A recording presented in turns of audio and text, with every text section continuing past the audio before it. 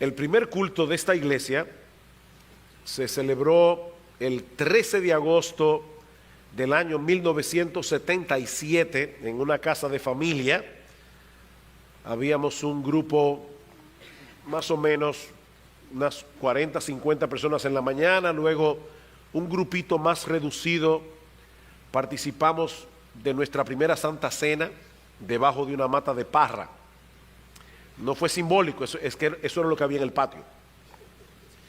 De manera, hermanos, que dentro de 10 días nuestra congregación estará cumpliendo 36 años de existencia. Y una de las cosas que por la gracia, la misericordia de nuestro Dios ha caracterizado la vida y ministerio de esta iglesia local durante todos esos años es la centralidad de las Escrituras como la única norma infalible, autoritativa de fe y de práctica. Hay muchas cosas en las que nosotros hemos ido adquiriendo más luz con el paso del tiempo. Esta iglesia no siempre fue como es ahora, pero nosotros podemos decir con una limpia conciencia que ese compromiso con la palabra de Dios ha sido una constante desde el inicio de nuestra iglesia hasta hoy. Sin embargo, hermanos, no podemos dar por sentado de que eso siempre será así. Muchas iglesias que comenzaron bien su carrera terminaron apartándose de la fe, porque en algún punto de su historia comenzaron a poner en duda la inspiración divina de las Escrituras, o simplemente comenzaron a cuestionar si la Biblia era relevante para el hombre del siglo XX, del siglo XXI, si la Biblia era suficiente para ministrarle al hombre de esta generación con todo lo compleja que se ha vuelto la vida en esta época. Y terminaron abrazando una filosofía ministerial donde lo único que importa son los resultados visibles y no lo que la Biblia dice. Da resultado, atrae gente, entonces tiene que estar bien. Y hermanos, el impacto que ese pragmatismo ha tenido en el cristianismo contemporáneo es más que evidente. En ningún otro periodo de la historia de la iglesia, los cristianos han contado con tantos recursos como ahora. Tú puedes escuchar por internet al predicador que tú quieras, puedes participar de conferencias que se están llevando a cabo en otro lugar del planeta, puedes tener la Biblia en tu iPad, en tu iPhone, en tu Android, en lo que tú tengas. Ya va a llegar un momento en que no vamos a decir abran sus Biblias, vamos a tener que decir enciendan sus Biblias. Sin embargo, hermanos, es extraño que los frutos y la fortaleza espiritual de muchos que profesan la fe no parece estar a la par con todos esos recursos. Hay algo que parece que no está funcionando. Es por eso, mis hermanos, que nosotros volver una y otra vez a revisar ese fundamento de la centralidad de las Escrituras, asegurarnos de que la Biblia continúa ocupando un lugar central, un lugar preeminente en la vida y ministerio de nuestra iglesia. Pero ahora escuchen, porque continúa ocupando un lugar central en la vida de cada uno de sus miembros.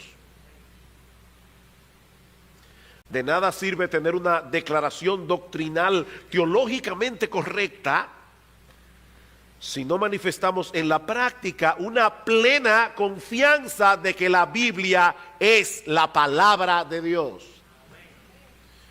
Bueno, yo me temo que nosotros hemos oído tanto ese título que podemos perder de vista lo que eso implica. La Biblia es la palabra de Dios. ¿Sabes lo que eso significa, mi amado hermano, mi amada hermana? Esto es algo bien profundo lo que yo voy a decir ahora. Lo que eso significa es que la Biblia es la palabra de Dios. No es palabra de hombres, es palabra de Dios, infalible, inerrante, todo suficiente. Y eso es lo que yo pretendo hacer, demostrar en esta mañana considerando con ustedes lo que Dios mismo dice en su palabra en el Salmo que cantamos al principio, el Salmo 19. Yo les pido por favor que vayan conmigo al Salmo 19.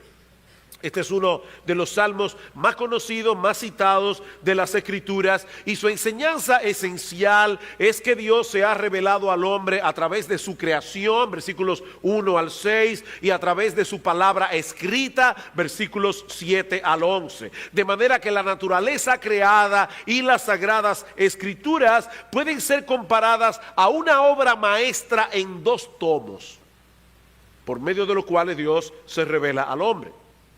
Y tanto en un caso como en el otro, nosotros podemos ver impresa la marca de perfección del Dios Todopoderoso. Entonces comencemos viendo en primer lugar la revelación de Dios en la creación, versículos 1 al 6. Los cielos cuentan la gloria de Dios y el firmamento anuncia la obra de sus manos. Un día emite palabra a otro día y una noche a otra noche declara sabiduría. No hay lenguaje ni palabra ni es oída su voz. Por toda la tierra salió su voz y hasta el extremo del mundo sus palabras. En ello puso tabernáculos para el sol y como esposo que sale de su tálamo, se alegra cual gigante para correr el camino. De un extremo de los cielos es su salida y su curso hasta el término de ellos, y nada hay que se esconda de su calor. Yo no sé cuántos de ustedes llegaron a leer cuando eran jóvenes la famosa novela de Daniel Defoe titulada Robinson Crusoe. Yo sé que muchos vieron la película El Náufrago de Tom Hanks, pero esa película no tiene casi nada que ver con el libro de Daniel Defoe, quien era creyente. Mientras que la película de Tom Hanks no tiene nada que ver con el Señor. Ahí vemos a un hombre sobreviviendo él solo por su propia fuerza. El libro de Robinson Crusoe trata de la ayuda de Dios a ese hombre náufrago. Pero el punto es que en la historia de Robinson Crusoe se narra, ¿verdad?, la historia de un náufrago, su supervivencia en una isla aparentemente inhabitada. Por mucho tiempo, Robinson asume que él está solo en la isla, hasta que un día descubre las huellas de un pie perfectamente marcadas sobre la arena, y por supuesto que no eran suyas. Escuchen lo que dice la novela. Me detuve estupefacto, como abatido por un rayo, como si hubiese visto un fantasma. Escuché y miré a mi alrededor, pero no percibí nada. Subí a un montículo para poder observar. Recorrí con la vista toda la playa, a lo largo y a lo ancho, pero no hallé nada más. Volví para confirmar que todo esto no fuera producto de mi imaginación, pero no era así. Allí estaba muy clara la huella de un pie, con sus dedos, su talón y todas sus partes. Después de darle 1000 vueltas a la cabeza, como un hombre completamente confundido y fuera de sí, regresé a mi fortificación sin sentir la tierra bajo mis pies, aterrado hasta mis límites, mirando hacia atrás cada 2 o 3 pasos, imaginando que cada árbol o cada bulto en la distancia podía ser un hombre. Hasta ese momento Robinson Crusoe no se había topado con ninguna otra evidencia que le llevara a pensar que había otro ser humano en la isla, pero increíblemente la huella de ese pie, una huella de un pie, hermanos, era suficiente para darse cuenta de que él no estaba solo. Y lo que el salmista nos dice en esta primera estrofa del Salmo 19 es que este universo está repleto de huellas que señalan la presencia de un creador inteligente y todopoderoso. Y aunque esa revelación no nos enseña todo lo que necesitamos saber acerca de Dios, lo que revela es suficiente para saber que Él está allí y que Él es un Dios lleno de poder, lleno de sabiduría. Los cielos cuentan la gloria de Dios y el firmamento anuncia la obra de sus manos. No hay que ser un experto en astronomía ni contar con potentes telescopios para entender el mensaje que los cielos proclaman. A simple vista, todas las maravillas del universo, toda la complejidad de esta creación nos dan a conocer la gloria del Creador. El hecho de que muchos no puedan verlo no les resta a esa gloria ni el más mínimo resplandor. Yo creo que fue C.S. Lewis el que dijo que si todos los hombres fueran ciegos, la luz seguiría estando allí, aunque nadie la viera. El mensaje de los cielos, dice el salmista, es lo suficientemente claro, es lo suficientemente elocuente como para que todos puedan entenderlo. Por eso es que Pablo dice en Romanos capítulo 1, versículo 18, que Dios está airado con el hombre, porque el hombre ha detenido con injusticia la verdad. ¿Cuál verdad? Escuchen esta versión de las Escrituras, que no es la Reina Valera. Dice: ellos conocen la verdad acerca de Dios porque Él se le ha hecho evidente, pues desde la creación del mundo todos han visto los cielos y la tierra. Por medio de todo lo que Dios hizo, ellos pueden ver a simple vista las cualidades invisibles de Dios, su poder eterno, su naturaleza divina. Así que no tienen ninguna excusa para no conocer a Dios. No tienen excusa. La creación habla lo suficientemente claro. Uno de los ateos más militantes y más fanáticos de esta generación en contra de la fe cristiana es Richard Dawkins. Y él dice en uno de sus libros que él está cansado de escuchar a los creyentes argumentar a favor de la existencia de Dios, tomando como punto de partida la belleza de la creación. Dice: estoy cansado. Dice Dawkins: los últimos cuartetos de Beethoven son sublimes, lo mismo que los sonetos de Shakespeare, pero son sublimes si Dios está allí, y son sublimes aunque Él no esté allí. Ellos no prueban la existencia de Dios, dice Dawkins, ellos prueban la existencia de Beethoven y la existencia de Shakespeare. Interesante argumento. Escuchamos la música y llegamos a la conclusión de que el compositor tiene que haber existido. Leemos los sonetos y concluimos que el poeta tiene que haber existido. Pero miramos al músico y miramos al escritor y llegamos a la conclusión de que su propia existencia y su genio se produjeron accidentalmente. Ellos son los creadores de sus obras, pero nadie los creó a ellos, según Dawkins.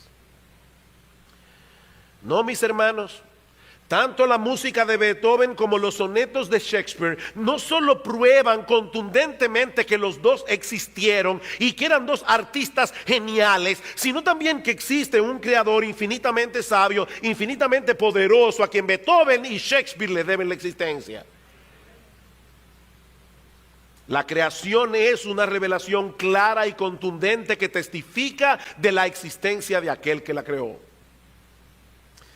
Pero David nos dice también que esa revelación es incesante. Versículo 2. Un día emite palabra, otro día, una noche a otra noche declara sabiduría, como si fuera una carrera de relevos. El día le pasa el batón a la noche, luego la noche se lo pasa al día, de manera que el mensaje es proclamado sin cesar y en un tono lo suficientemente alto como para que todos escuchen. Un poema infantil que hemos citado otras veces de este púlpito lo dice de una forma muy sencilla: Dios hizo los cielos con voces muy claras y te dio los ojos para que escucharas. Dios nos está diciendo algo en su creación acerca de sí mismo. Y lo está diciendo constantemente a todos los hombres en todo lugar. Versículo 3. No hay lenguaje ni palabra, ni es oída su voz. Por toda la tierra salió su voz, y hasta el extremo del mundo sus palabras. El salmista nos está planteando una paradoja aquí. Los cielos no pronuncian palabra alguna, pero hablan. No podemos escucharlos como ustedes están escuchando mi voz en esta mañana, y sin embargo no hay un solo lugar en todo el planeta, por remoto que sea, a donde no llegue el mensaje de los cielos. Queridos hermanos, amigos que están aquí en esta mañana, la creación está allí para decirnos algo, no de sí misma, sino de su creador. en una forma maravillosa nos muestra aquellos atributos de nuestro Dios que lo hacen un ser glorioso más allá de lo que nuestras mentes pueden concebir, más allá de lo que nuestras palabras pueden expresar. Y basta con contemplar la creación sin prejuicios, porque no hay un ciego más ciego que ¿cuál? El que no quiere ver. Basta observar la creación sin prejuicios y nos sobrecoge un sentido de asombro por la magnificencia, el poder y la creatividad artística del que la hizo. Mis hermanos, nuestro Dios es un artista.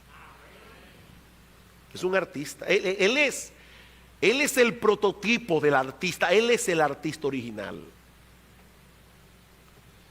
Él ha puesto allí ese lienzo maravilloso para que tengamos 1001 recordatorios de su poder, de su bondad, de su sabiduría y aún hasta de su gozo y de su felicidad. Vean el versículo 5. Dice: en ellos puso tabernáculo para el sol, y este, como esposo que sale de su tálamo, se alegra cual gigante para correr el camino. De un extremo de los cielos es su salida y su curso hasta el término de ellos, y nada hay que se esconda de su calor. David está comparando el sol aquí con un hombre vigoroso que se levanta descansado en la mañana, ansioso de correr su carrera. ¿Recuerdan ustedes a Eric Liddell en Carro de Fuego, lo que vieron la película? Como él decía: yo siento cuando corro la sonrisa de Dios, porque Él me hizo rápido y le gusta verme correr.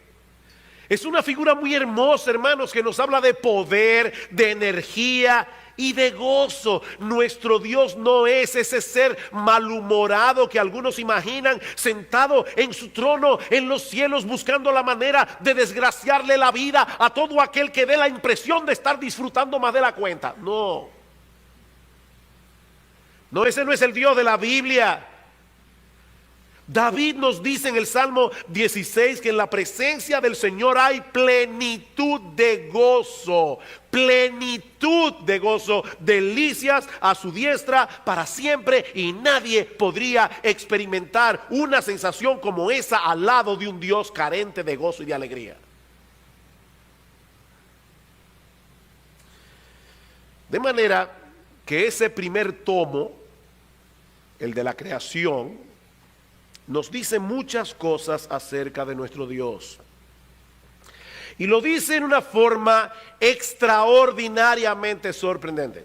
Yo creo, hermano, que nosotros deberíamos ponerle más caso al tomo de la creación, el tomo 1. Hace unos años yo estaba caminando por el Botánico y de repente veo en el cielo la luna. Era de tarde todavía, pero ella estaba suspendida en el espacio. Era, creo, un atardecer de esos de noviembre que son preciosos. Y yo pensé en ese momento: aquí deben haber 3 tipos de personas caminando por el Botánico ahora mismo. Tienen que haber personas seguro que están tan ocupadas con las cosas importantes de la vida que ellos ni siquiera han reparado que la luna está ahí. Ellos no la han visto. Ellos están haciendo negocios por el celular. ¿Han visto ustedes así? Gente caminando con el celular haciendo negocio. No pueden parar de producir dinero. Son máquinas de producir dinero. Pero puede ser que haya alguien romántico ahora mismo en el Botánico que está llamando a la novia o a la esposa diciéndole: mi amor, saca la cabeza, tú viste cómo está la luna, está preciosa, y desde que la vi no he dejado de pensar en ti. Pero yo pensé, también puede ser que haya algunos como yo, y no es que yo no sea romántico, pero yo lo que pensé en ese momento fue: wow, esa bola la suspendió en el espacio mi Padre Celestial. El Padre que me ama, que me cuida, que yo soy para Él como la niña de sus ojos. La luna me fue de mucha edificación ese día y motivo de alabanza a nuestro Dios. Pero ¿saben qué, mis hermanos?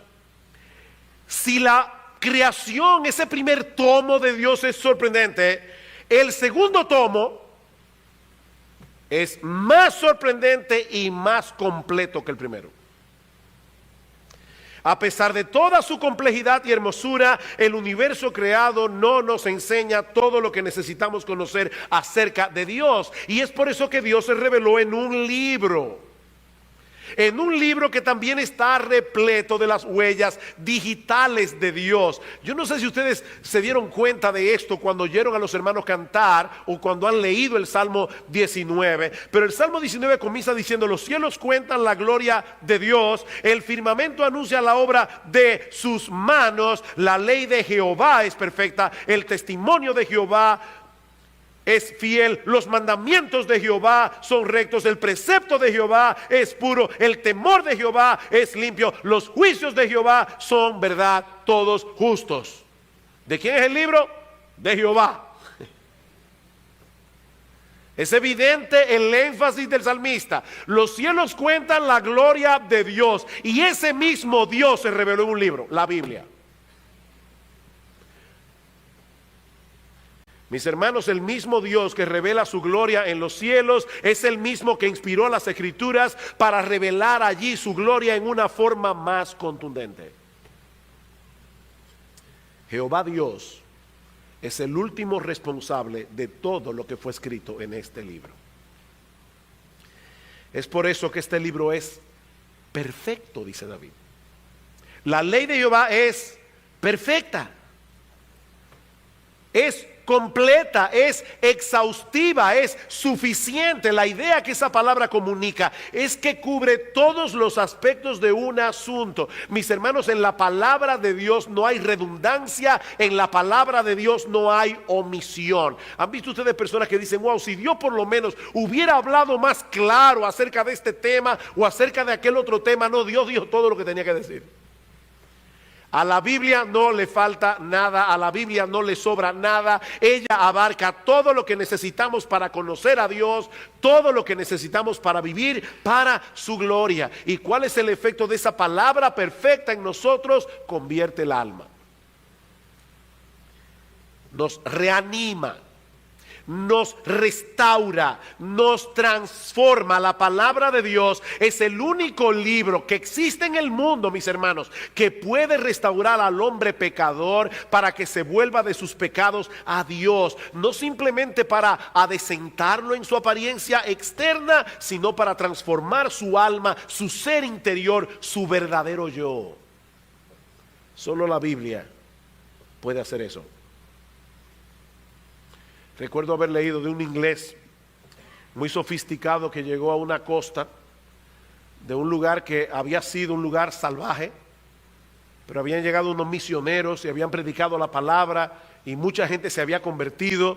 Y cuando este inglés sofisticado llega, encuentra a uno de estos indígenas leyendo la Biblia. Y dice: ¿cómo se ve que aquí todavía están atrasados? Ya en Inglaterra nadie lee ese libro.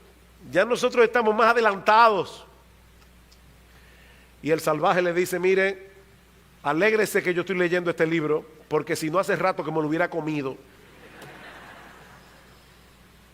La Biblia transforma. La Biblia transforma, porque es la palabra viva de Dios. Alguien lo parafraseó de esta manera: la Escritura es tan poderosa y abarcadora que puede convertir o transformar a la persona completa, cambiar a alguien para que llegue a ser la persona que Dios quiere que sea. Solo la Biblia puede hacer eso. Y mis hermanos, eso no es algo que ocurre únicamente en el momento de la conversión. Es por medio de la palabra de Dios que nosotros somos traídos de la muerte a la vida, pero es por medio de esa misma palabra de Dios que Él alimenta, fortalece, nos lleva a crecer en esta nueva vida. En segundo lugar, David nos dice en ese mismo versículo 7 que la palabra de Dios es un testimonio fiel, digno de confianza. El testimonio de Jehová es fiel, que hace sabio al sencillo. Nosotros podemos construir un edificio seguro sobre ese fundamento, sobre ese testimonio, porque es un fundamento estable, es un fundamento inamovible. Y esto es algo que no podemos decir de ninguna opinión humana. Cuando Albert Einstein tenía 36 años de edad, publicó su teoría general de la relatividad. Y en ese momento Einstein echó por tierra algunos de los postulados de Newton que hasta ese momento nadie se había atrevido a poner en duda. Lo que Isaac Newton decía era casi palabra de Dios, hasta que llegó Einstein.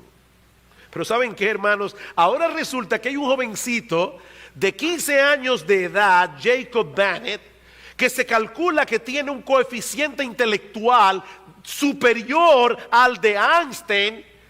A los 12 años escribió una teoría de astrofísica y es probable que ese muchachito gane el premio Nobel.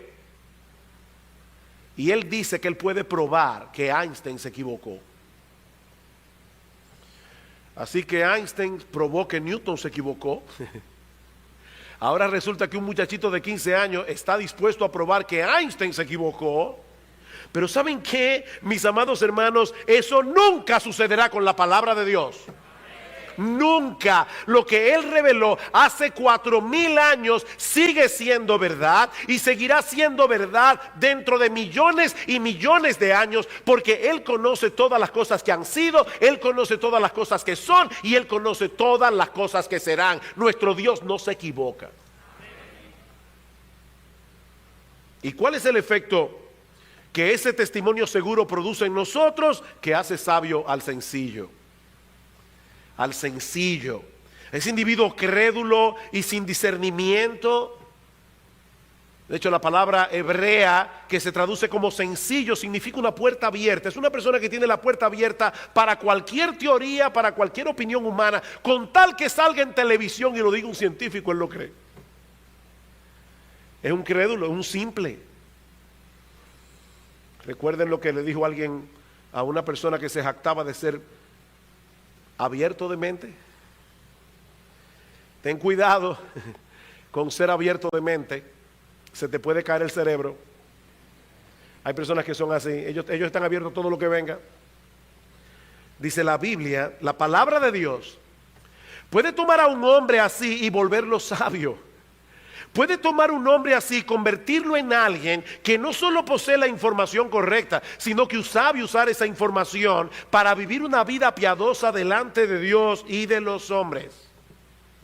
La palabra de Dios nos hace competentes para enfrentar con prudencia y sabiduría los embates de la vida. Dice el salmista en el Salmo 119, me has hecho más sabios que mis enemigos con tus mandamientos, porque siempre están conmigo. Más que todos mis enseñadores he entendido, porque tus testimonios son mi meditación.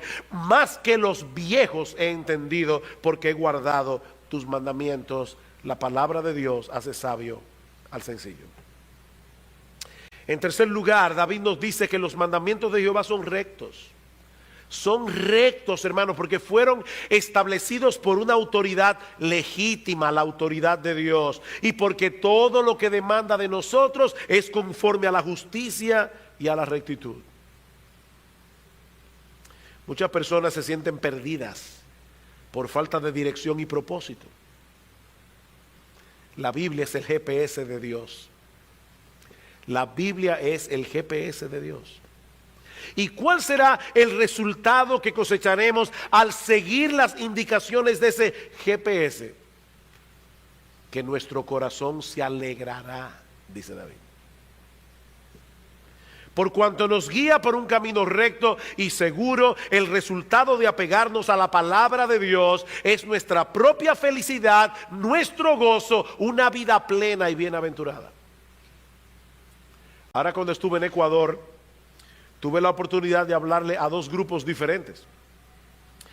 E hice este ejercicio que he hecho aquí en la iglesia en ocasiones.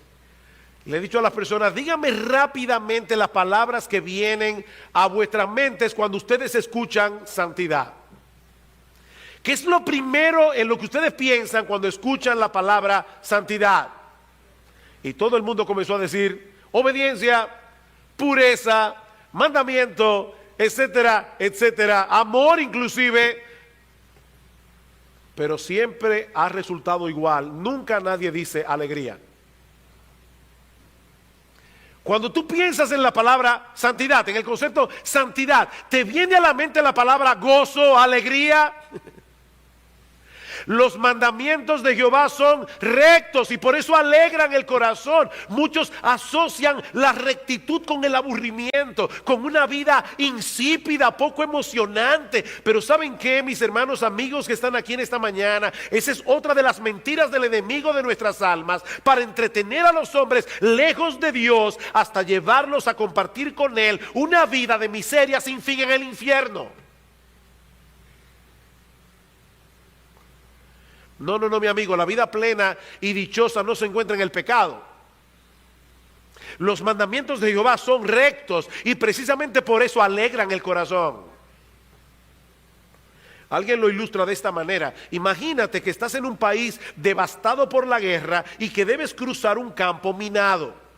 Si un soldado local supiera exactamente dónde está enterrada cada mina y te ofreciera guiarte por el campo, ¿acaso protestarías diciendo: yo no quiero que me digas qué hacer, yo quiero libertad para decidir por mí mismo?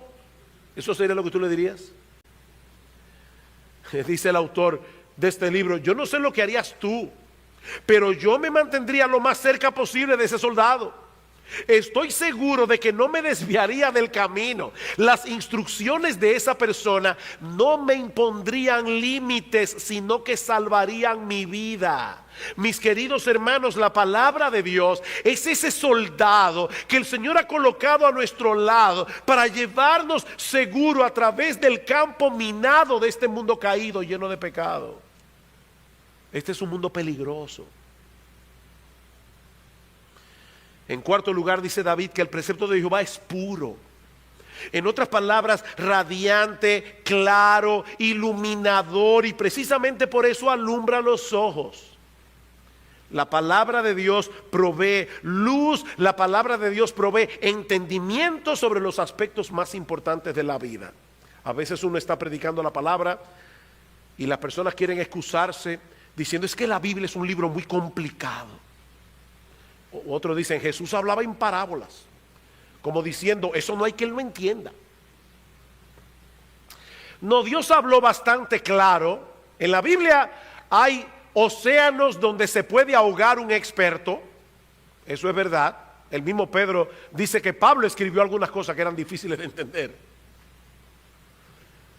Pero mis hermanos, lo que nosotros necesitamos saber para conocer a Dios, para conocer nuestra condición, para venir a Cristo, para vivir una vida que agrade a Dios, eso está más claro que el agua en la Biblia. Por eso es que Mark Twain, en su ironía característica, decía: a la mayoría de las personas le preocupan los pasajes de las Escrituras que no comprenden. A mí lo que me preocupa son los que yo entiendo.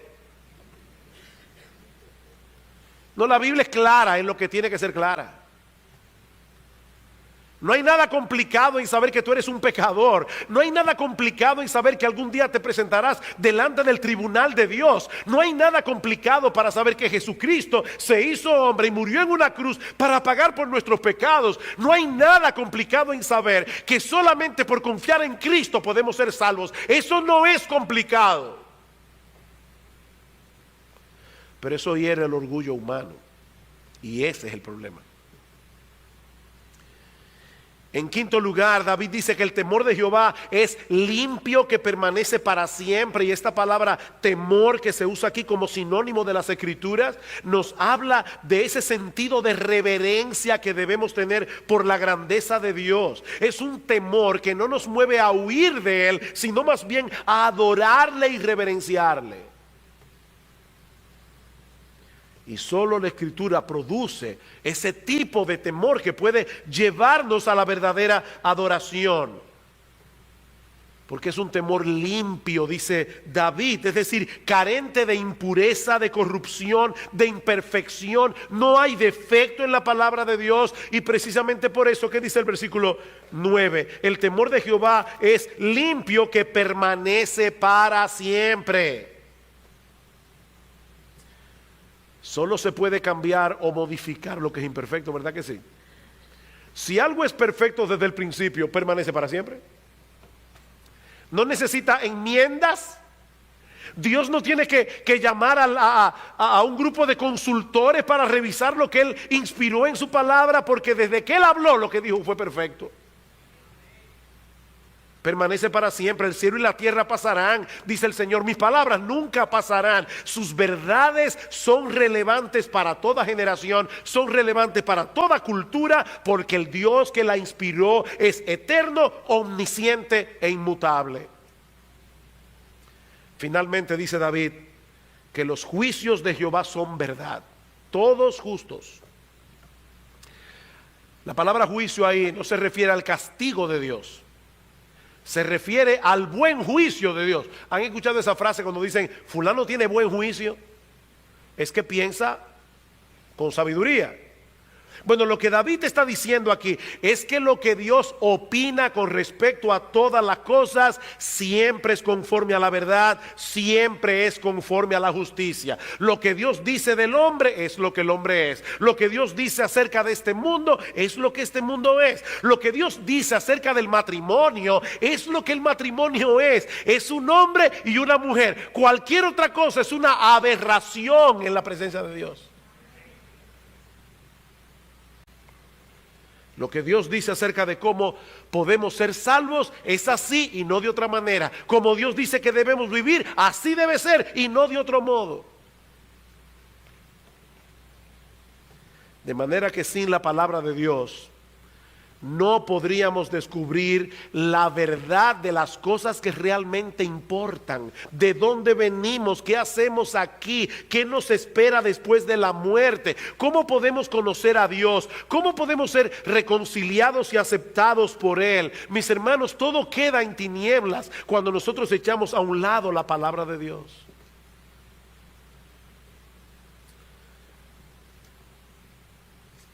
No les voy a mentir, hermano, yo me siento frustrado porque yo no estoy seguro de que yo estoy haciendo un buen trabajo en esta mañana, se lo confieso, para demostrar que este libro es increíble. Que tener este libro en nuestras manos, hermanos, es la joya más preciosa que un ser humano puede tener. Este libro es increíble. Yo recuerdo cuando yo me convertí al Señor, tenía casi 18 años, providencialmente unos meses antes de haber tenido por primera vez contacto con un cristiano y contacto con la palabra de Dios. Yo había leído una versión resumida del origen de las especies de Charles Darwin. Así que yo era un evolucionista muy bien informado. Yo recuerdo cuando yo comencé a leer la Biblia, qué descubrimiento, qué descubrimiento. Y hermanos, sin haber leído absolutamente nada de apologética, sin haber leído a ninguna persona que tratara de demostrarme que la evolución es una teoría fallida, yo simplemente leyendo la Biblia llegué a la convicción de que en el principio creó Dios los cielos y la tierra, porque Dios me convenció por su palabra. Su palabra es viva y eficaz. Hay personas que dicen, nosotros tenemos que defender la Biblia. No, no defiendan la Biblia. ¿Y quién te ha dicho a ti que nosotros tenemos que defender la Biblia? Nosotros no tenemos que defender la Biblia. Eso sería como tratar de defender a un león. ¡Ábrele la jaula! Él se defiende solo. La Biblia es la palabra de Dios. Lo que tenemos que hacer es proclamar la palabra de Dios. Ella se defiende sola. Por eso dice David en el versículo 10 que la palabra de Dios es más valiosa que mucho oro afinado y más dulce que la miel y la que destila del panal. Dice, la Biblia es mejor.